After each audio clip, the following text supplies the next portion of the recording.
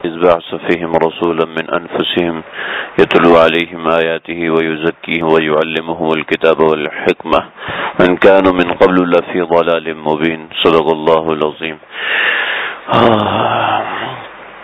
میں آج آپ حضرات کے ساتھ انتہائی اہم، انتہائی دلچسپ اور انتہائی ضروری موضوع شروع کر رہا ہوں۔ میری پوری کوشش ہوگی کہ ان 10 دنوں کے اندر یہ موضوع مکمل ہو جائے، لیکن فی الحال نظر نہیں آ رہا، لیکن ہوگا کہ جمعے کے دن کبھی بیٹھ گئے، کبھی صبح کے وقت بیٹھ گئے، تو انشاءاللہ کوشش کر کے اس موضوع کو پورا کرنے کی میں بھی کوشش کروں گا، آپ حضرات بھی تھوڑا ساتھ دیں گے تو انشاءاللہ آپ لوگوں کا بھی دل لگے گا۔ اس کائنات میں سب سے بڑی ہستی اللہ کے بعد آقا صلی اللہ تعالی علیہ وسلم کی ہے، اور آقا صلی اللہ علیہ وسلم کی ہستی سے تعلق ہر مسلمان پر فرض ہے۔ آپ صلی اللہ علیہ وسلم نے فرمایا تم میں اس وقت تک کوئی شخص کامل مومن نہیں ہو سکتا حتی اکون احب الیہ من والدہ وولدہ والناس اجمعین، کہ جب تک میں تم میں سب سے زیادہ محبوب نہ ہو جاؤں، تمہارے ماں سے، تمہارے باپ سے، تمہارے آبا و اجداد، تمہارے سب سے، یعنی سب سے زیادہ محبوب میں نہ ہو جاؤں، اس وقت تک تم کامل مومن نہیں ہو سکتے۔ اللہ، یہ میری چھوٹی سی کوشش ہے کہ نوجوان بھی ہیں اور زیادہ نوجوان ہیں، 1-2 بڑی عمر کے لوگ ہیں، باقی نوجوان ہیں، تو ان کو پتہ چل جائے ہمارے نبی صلی اللہ علیہ وسلم کی زندگی کیا تھی۔ ان 10 دنوں کے اندر ساری باتیں بیان نہیں ہو سکتی، اگر اجمالاً بھی بیان کی جائے تو ساری باتیں بیان نہیں ہو سکتی۔ بہت ضروری باتیں میں کوشش کروں گا کہ وہ ساری کی ساری باتیں بیان ہو جائیں، کہ کم از کم مومن کے دل کا ایک تعلق اللہ کے نبی سے ہو جائے کہ اللہ کے نبی کی زندگی کے کتنے حصے تھے۔ اللہ کے نبی کی زندگی کے حصے ہی گننا شروع کریں تو ممکن نہیں ہے کہ پورا ہو جائے، لیکن وہ چیزیں جو کہ ہمارے دین کے لیے رہنما ہیں، ہماری زندگی کے آگے مشعل بنی ہوئی ہیں، کم از کم وہ مجھے اور آپ کو پتہ چل جائیں۔ اللہ کے نبی کی زندگی اور اللہ کے نبی کی سیرت کی ابتدا کہاں سے ہو رہی ہے ہمیں نہیں پتا، ہم نہیں جانتے، اور نہ آج تک کسی نے لکھا ہے کہ ہم اس کی ابتدا کو جانتے ہیں کہ یہ ابتدا کہاں سے ہوئی۔ اللہ نے اپنے محبوب سے ایسی محبت فرمائی کہ اس کی محبت میں ساری کائنات کو بنا دیا۔ یہ ایسی محبت ہے اللہ کی اپنے پیارے نبی صلی اللہ علیہ وسلم کے ساتھ۔ جب اللہ کی اپنے نبی سے ایسی محبت ہے تو میری اور آپ کی کیسی ہونی چاہیے؟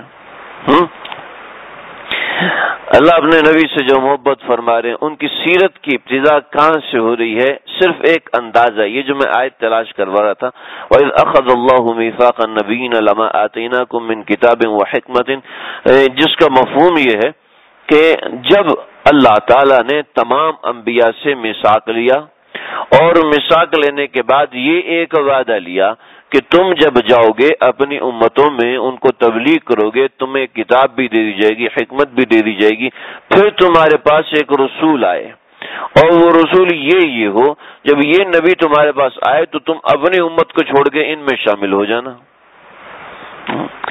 اچھا، یہ بات تو ہو رہی ہے، لیکن یہ بات کب ہو رہی ہے؟ زمین، آسمان، تخلیقی کائنات کی کہکشائیں، ان سب کے بننے سے بہت پہلے، اس سب کے بننے سے بہت کا مطلب ہے کروڑوں سال بھی، اربوں سال، خربوں سال، کچھ نہیں کہہ سکتے۔ اس سے بہت پہلے اللہ نے میری اور آپ کی، ہم سب کی روحوں کو بنایا تھا۔ ہمارے جسم تو زمین کی پیدائش کے بہت بعد ہوئے، آج سے جی کتنے عمر ہے؟ 40 سال پہلے۔ میرا جسم 40 سال پہلے پیدا ہوا، میرا جسم 50 سال پہلے پیدا ہوا، میرا جسم 20 سال پہلے پیدا ہوا، میرا جسم 15 سال پہلے پیدا ہوا۔ جسم کی پیدائش تو اب ہو رہی ہے، لیکن اللہ نے روحوں کو کب پیدا فرمایا تھا؟ روحوں کو اللہ نے پیدا فرمایا تھا آج زمین اور آسمان اور اس کائنات کو بنانے سے پہلے، جب اس کائنات سے پہلے اندھیرا بھی نہیں تھا، اس کائنات کا اندھیرا بھی موجود نہیں تھا۔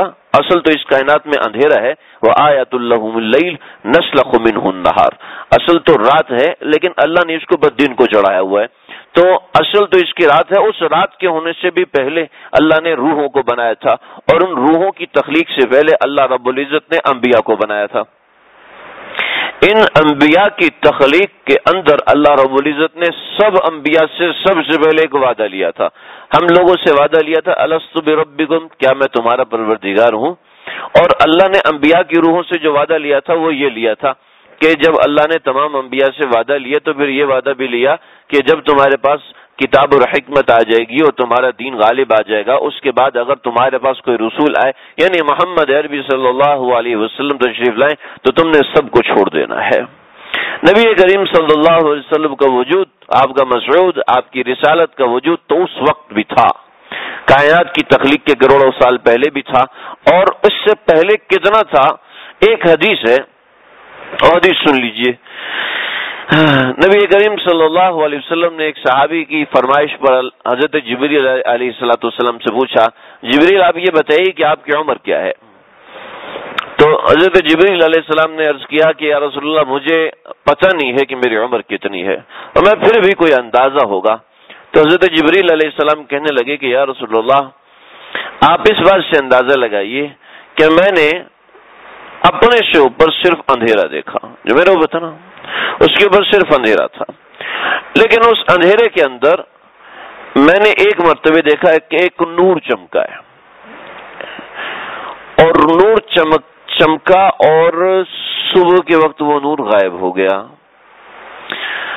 اب 1 سال گزرا، 2 سال گزرے، 3 سال گزرے، 1000 سال، 2000 سال، 3000 سال، 70,000 سال گزر گئے، اور 70,000 سال گزرنے کے بعد میں نے دوبارہ وہ نور دیکھا،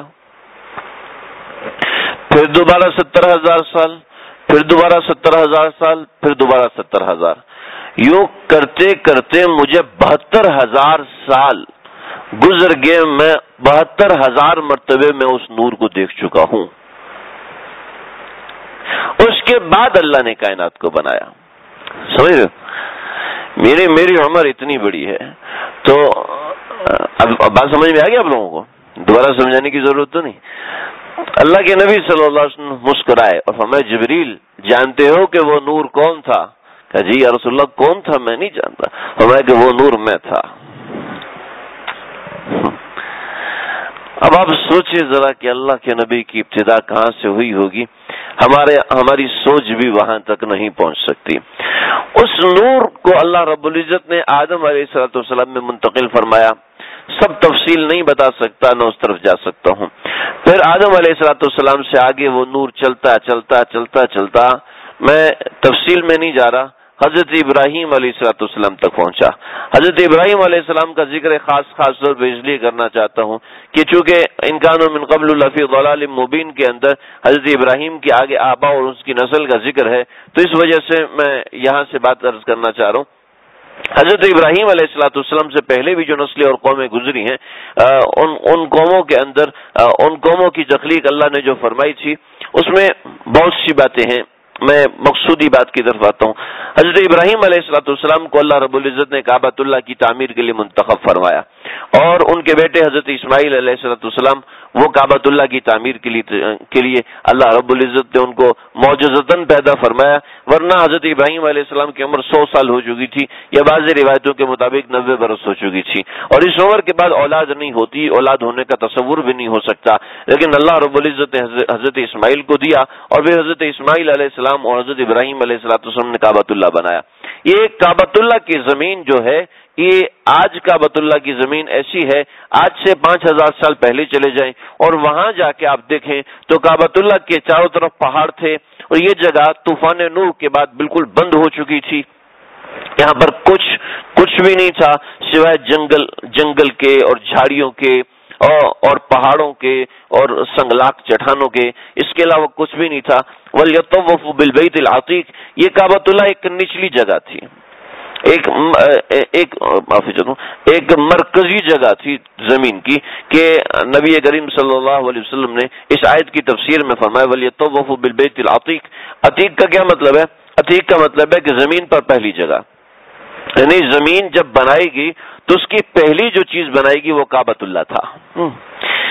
دنیا کا مرکز کعبۃ اللہ۔ اس وقت دنیا نے اپنا مرکز جو ہے وہ برطانیہ کے ایک شہر کو بنایا ہوا ہے، کہ اوقات اس کے حساب سے متعین ہوتے ہیں، خط استوا اس کے حساب سے متعین ہوتا ہے، چاند کی سورج کی سیدھ اس کے حساب سے متعین کی جاتی ہے، لیکن دراصل زمین اور کائنات کی اصل وہ کعبۃ اللہ ہے، کہ خط استوا کی اصل بھی وہ ہے، ورنہ زمین گول ہے، خط استوا کہیں سے بھی کھینچا جا سکتا ہے، خط استوا، خط جدی، خط سلطان، یہ کہیں سے بھی بنایا جا سکتا ہے، لہذا کعبۃ اللہ سے بھی بنایا جا سکتا ہے، کسی اور جگہ سے بھی بنایا جا سکتا ہے۔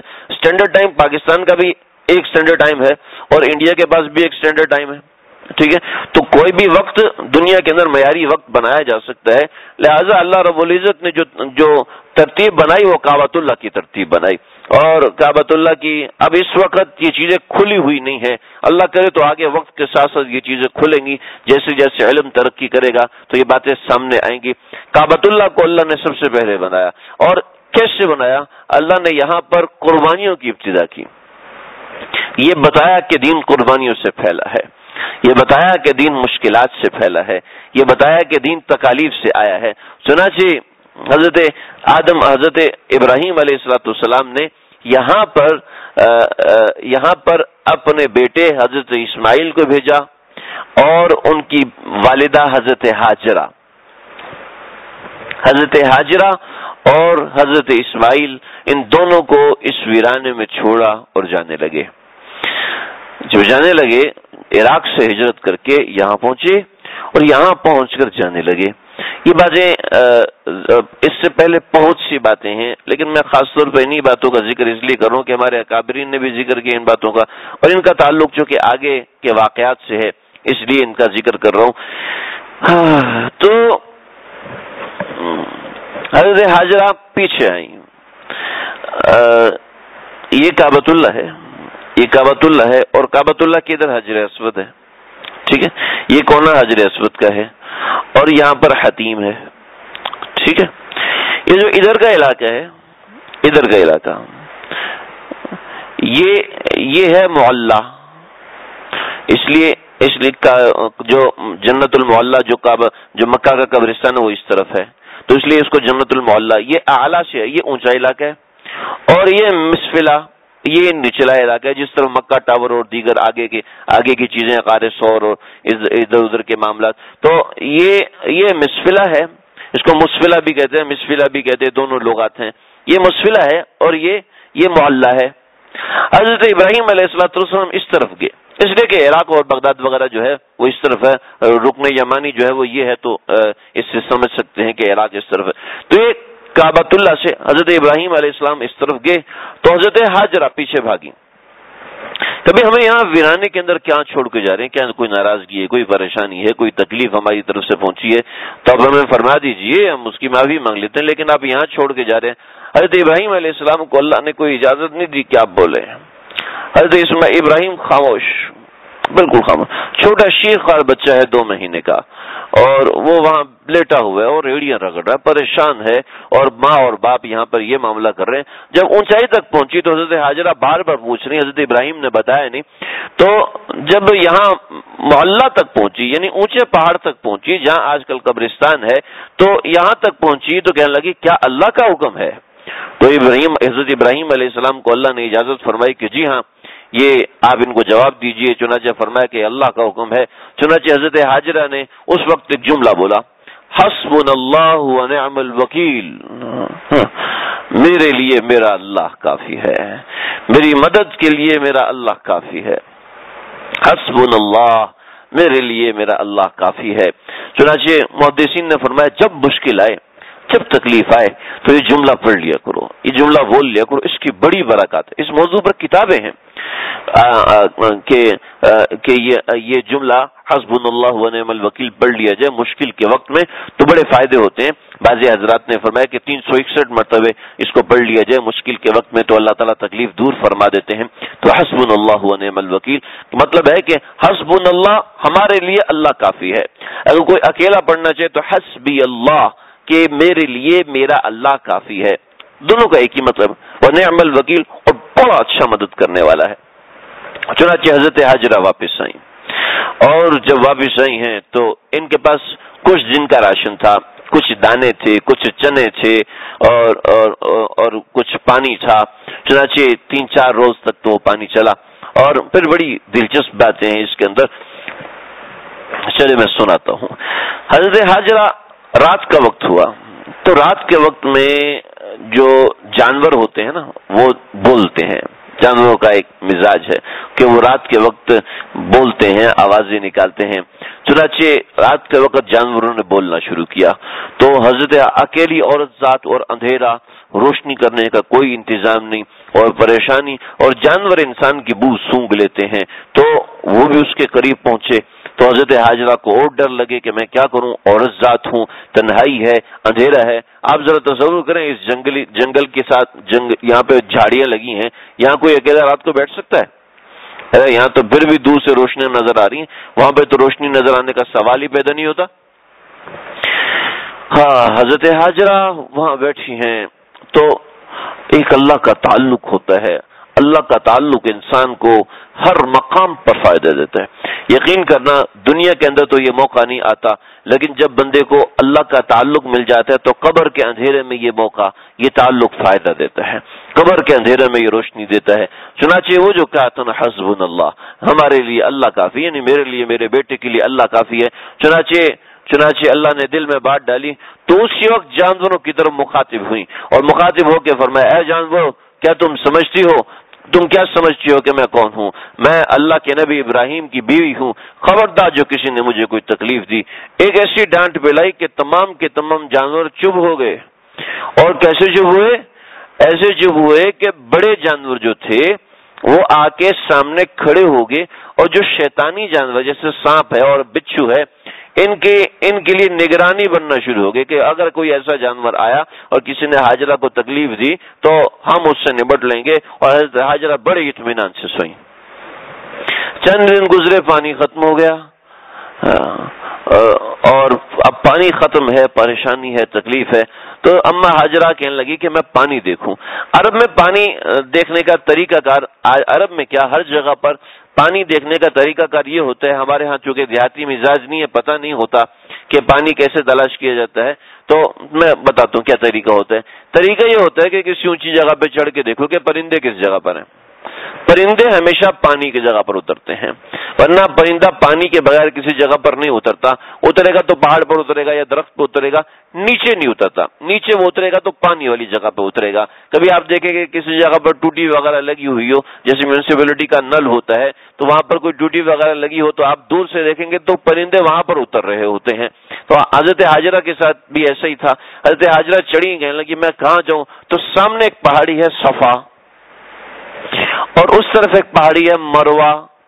تو صفا پہ چڑھی، صفا پہاڑی پر چڑھ کے دیکھا دور تک، بھئی کہیں پانی کے آثار نظر آئے، کہیں پانی کی کوئی پرندہ اڑتا ہوا نظر نہیں آیا، کہیں ایسا ویسا کوئی اثر نہیں۔ تو یہاں سے گئی ہیں مروہ کی طرف، لیکن مروہ کے درمیان میں چھوٹی سی گھاٹی تھی۔ یہ مروہ کی صفا کی پہاڑی یہ ہے تو یوں نیچے آگے اس طریقے سے گھاٹی بنتی تھی اور پھر اوپر جاتی تھی دوبارہ۔ آج کل تو پلین کر دیا۔ تو صفا پہاڑی سے مروہ کے درمیان جو تھوڑا سا راستہ تھا جو بالکل نیچا تھا، اس میں بھاگتی تھی کہ ایسا نہ ہو کہ بچے کو کوئی نقصان ہو جائے، اور جب اوپر پہنچتی تو بچے کو دیکھتی تھی کہ ہاں یہ بچہ یہاں پر ہے، تو پھر چلتے چلتے مروہ پہ آتی، اور مروہ کی پہاڑی تھوڑی سی اور اونچی ہے تو مروہ کی پہاڑی پر چڑھ کے دیکھتی، زیادہ بڑے پہاڑ پر چڑھ نہیں سکتی کہ مزید پیاس لگے گی۔ تو یہ دیکھا تو 7 چکر لگائے۔ اب 7 چکروں کے بعد پھیپھڑوں میں جان نہیں رہی، پھیپھڑے پھول گئے اور دھڑام سے نیچے گری ہیں۔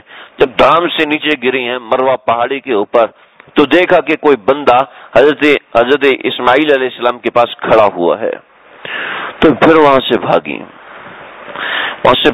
کہ میرے بچے کو کوئی نقصان پہنچانے والا تو نہیں آ گیا۔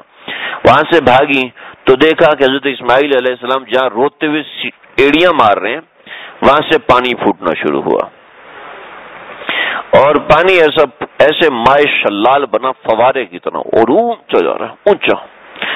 تو حضرت ابراہیم علیہ السلام عربی نہیں بولتے تھے، یہ عبرانی زبان بولا کرتے تھے۔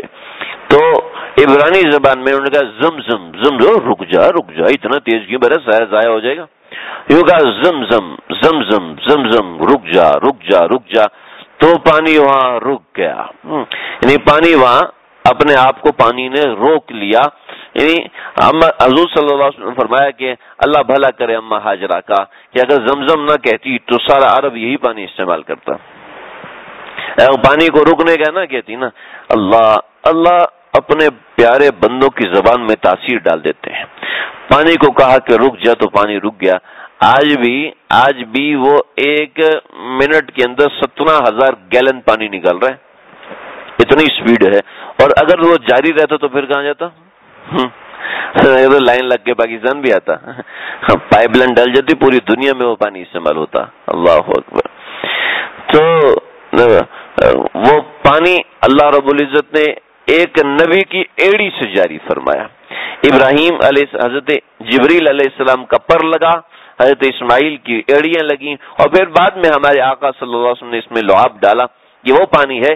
اور آج دنیا نے ریسرچ کر کے دیکھ لیا کہ عرب کی زمین میں پانی نہیں, یہ پانی پتہ نہیں کہاں سے آ رہا ہے. ٹھیک ہے. اچھا, ساری دنیا کے پانی کے خواص اور ہیں, اس پانی کے خواص اور ہیں. ٹھیک ہے. اچھا, عام طور پہ یہ ہوتا ہے کہ پانی جو ہے میٹھے پانی کے اندر, میٹھے پانی شربت کے اندر آپ سادہ پانی ڈالیں تو مٹھاس کم ہو جاتی ہے نا. جو چیز زیادہ ہوگی وہ غالب ہو جائے گی. برف زیادہ ہوگی تو پانی ٹھنڈا ہوگا, ایسا ہے نا. برف کم ہوگی تو پانی کم ٹھنڈا ہوگا. تو پانی کی خاصیت ہے کہ پانی اپنے خواص کے مطابق, اگر آپ نیلا کلر ڈالیں گے تو پانی نیلا ہو جائے گا, آپ سرخ کلر ڈالیں گے پانی سرخ ہو جائے گا. ایسا ہی ہوتا ہے نا. لیکن زمزم کی خاصیت کیا ہے کہ زمزم کی خاصیت یہ ہے کہ آپ ایک قطرہ پانی دوسری بالٹی میں ڈال دیں تو زمزم غالب آ جائے گا. یعنی اس پانی کے سارے خواص تبدیل ہو جائیں گے, زمزم سے تبدیل ہو جائیں گے. ایک کولر پانی کے اندر آپ 1 گلاس زمزم ڈالیں, سارا پانی زمزم ہے, شریعت کے مطابق بھی, حدیث کے مطابق بھی, اور آج کی تحقیق بھی یہی کہتی ہے. اور زمزم کا پانی غالب ہے. کہ یہ پانی کہاں سے ہے؟ اللہ بھیج رہے ہیں. حدیث میں آتا ہے کہ اس کی بنیاد جو ہے وہ عرش ہے اور وہاں سے نکل کے آتا ہے. اور پھر اس میں آگے جو بات آئی میں انشاءاللہ اس کو تفصیل سے سنوں گا. آج میں نے بس تھوڑی سی ابتدا کرنی تھی تاکہ ابتدا ہو جائے, اس کے بعد تفصیل بتاؤں گا. آج تو میں نے دیکھا بھی نہیں تھا اس کو کچھ بھی.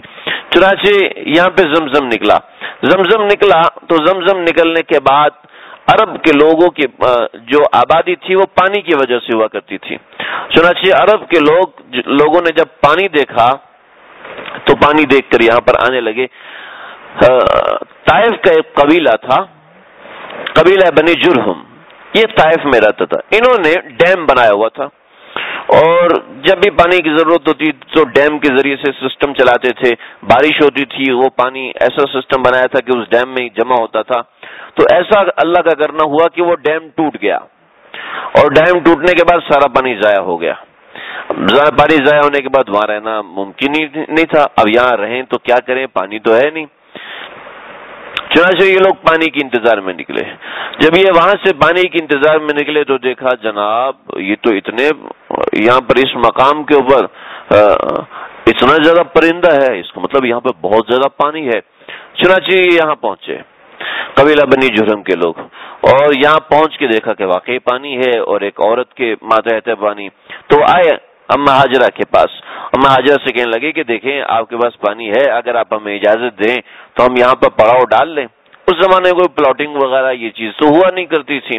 چنانچہ انہوں نے کہا کہ ٹھیک ہے آپ رک تو جائیں لیکن پانی کے اوپر ہماری ملکیت ہوگی. چنانچہ قبیلہ بنی جرہم یہاں پر آ کے آباد ہونا شروع ہوا, اور قبیلہ بنی جرہم کے اندر ہی حضرت اسماعیل بڑے ہوئے. قبیلہ بنی جرہم ہی حضرت ابراہیم علیہ السلام کے پہلے مقلد بنے. حضرت ابراہیم علیہ السلام پر ایمان لانے والے ہوئے. حضرت اسماعیل کی یہاں شادی ہوئی. تقریباً 150 برس تک یہ احوال یہاں پر رہے. اس کے بعد جو باتیں ہیں میں انشاءاللہ آئندہ عرض کروں گا. بس ایک چھوٹی سی بات عرض کر دوں کہ اللہ کے نبی کا تذکرہ سننا بڑا برکت والا ہے, بہت برکت والی چیز ہے. اتنی برکت والی چیز ہے کہ ایسے برکت والی چیز کوئی اور ہو نہیں سکتی کہ اللہ کو اپنے پیارے نبی کا تذکرہ اتنا پسند ہے کہ جہاں اللہ خود تذکرہ شروع کرتے ہیں تو آیتوں کی آیتیں باندھ دیتے ہیں. اور ایک مقام پر تو یہ ہوا کہ ایک سورت ختم ہوئی لیکن قرار نہیں آیا, اللہ نے اگلی سورت شروع کر دی. والضحى والليل اذا سجى ما ودعك ربك وما قلى وللآخرة خير لك من الأولى ولسوف يعطيك ربك فترضى الم يجدك يتيما یہ جو آپ کا سن رہے ہیں, کا سے مراد تو, الم يجدك يتيما فآوى ووجدك ضالا فہدى ووجدك عائلا کہ آپ کو ہم نے ایسا پایا، آپ کو ہم نے ایسے پایا، آپ کو ہم نے ایسے پایا، فأغنى فأما اليتيم فلا تقهر وأما السائل فلا تنهر وأما بنعمة ربك فحدث. یہ نصیحت دی. الم نشرح لك صدرك، الم نشرح لك صدرك، یہ لك پشتو والا نہیں ہے بھائی. الم نشرح لك صدرك، یہ کاف کہ کیا ہم نے آپ کا سینہ نہیں کھولا. ووضعنا عنك وزرك، کیا ہم نے آپ کے اوپر سے بوجھ نہیں اٹھایا. تو اللہ رب العزت اپنے یا ایھا النبی انا ارسلناک شاہدا ومبشرا ونذیرا وداعیا الی اللہ باذنہ وسراجا منیرا. اللہ جب اپنے نبی کا ذکر فرماتے ہیں تو کرتے ہی جاتے ہیں. تو یہ بڑا بابرکت چیز ہے اور بزرگان دین کا بڑا مجرب ہے، بہت مجرب ہے. یہ مجربات بھی میں انشاءاللہ آئندہ عرض کروں گا. انشاءاللہ ہم عشاء کے بعد، آج تو 15-20 منٹ بیٹھے نا، انشاءاللہ آگے پھر ہم تھوڑی زیادہ تفصیل سے بیٹھیں گے. آپ لوگ انشاءاللہ تیاری رکھیے گا، انشاءاللہ میں بھی تیاری رکھوں گا. اللہ تعالیٰ سمجھنے کی، عمل کرنے کی توفیق عطا فرمائے. اپنے حبیب کی سچی محبت، اپنے حبیب سے سچا پیار اللہ ہم سب کو نصیب فرمائے. وآخر دعوانا الحمدللہ رب العالمین.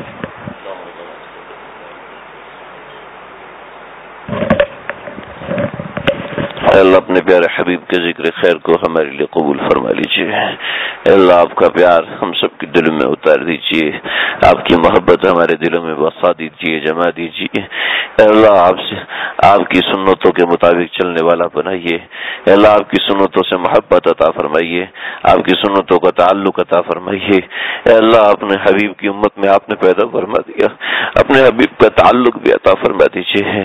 اللہ ان کی یاد میں رونے والا بنائیے، ان کی یاد میں تڑپنے والا بنائیے، ان کی ذات پر درود و سلام پڑھنے والا بنائیے. اے اللہ ہمیں سچا امتی بنائیے کہ دیکھ کے نظر آئے کہ یہ محمد دی جا رہا ہے، یہ دیکھ کے نظر آئے کہ یہ محمد صلی اللہ علیہ وسلم سے محبت کرتا ہے، یا آپ کے نبی سے محبت کرتا ہے، آپ کے حبیب سے محبت کرتا ہے.